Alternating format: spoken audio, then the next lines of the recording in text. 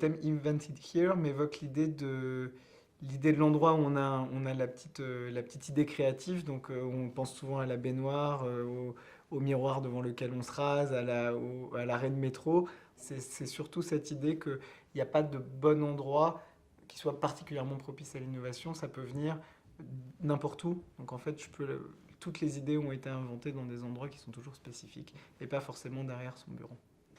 Alors, il y a quelque chose qui m'a toujours fait peur avec Paris, c'est que Paris devienne un musée.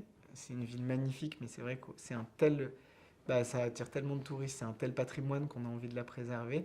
Heureusement, on a été capable de faire quelques gros changements et ça montre que on va pas solidifier à ce point-là Paris. C'est les Halles, c'est Beaubourg, c'est des choses qui peuvent choquer, mais qui au moins montrent que la ville bouge. Et puis il y a un truc que j'aimerais bien, puisque je suis parisien, c'est que Paris soit moins dur, une ville plus fluide, en fait, qu'elle retrouve un peu quelque chose qu'on va trouver dans les autres villes françaises qui est un peu plus calme, un peu plus agréable. En 2050, si Paris pouvait être un tout petit peu plus, des moyens de transport un peu plus faciles, moins de friction, ça me donnerait, que ce soit un musée ou pas, ça me donnerait vraiment envie d'y rester. Alors, je ne vais pas prendre des grandes innovations parce que on est là pour TEDx Women et il y a deux TEDx qui m'ont beaucoup marqué, qui m'ont énormément ému. J'ai même un peu pleuré. euh, qui sont deux TEDx qui ont été présentés par des femmes sur un sujet que j'affectionne et que je pense être très important, qui est la capacité d'apprendre et l'éducation.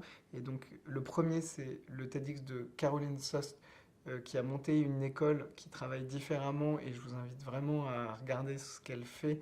C'est parlant et ça s'applique aux adultes aussi et ça nous ferait du bien d'en prendre de la graine. Et le second, c'est Lydie Laurent, qui est un TED auquel j'ai assisté en 2012 à Paris et qui est une femme qui a en fait découvert que son enfant était autiste, qui a été confrontée aux difficultés d'apprentissage et qui, au lieu d'accepter le système qu'on lui proposait, a construit elle-même une solution sur mesure qui en fait peut s'appliquer à tous les enfants. Et donc sa manière de le raconter, qui était une manière très personnelle, forcément c'est son histoire à elle, mais surtout le chemin qu'elle a fait pour sortir du cadre et inventer une nouvelle proposition, c'est un TED qui m'avait beaucoup ému et surtout fait beaucoup réfléchir à justement la notion d'adaptation, de compréhension des besoins et de redéfinition de notre manière de passer le savoir. Donc c'est quelque chose qui est un problème universel qui est, je pense, en fait une très grande leçon de vie.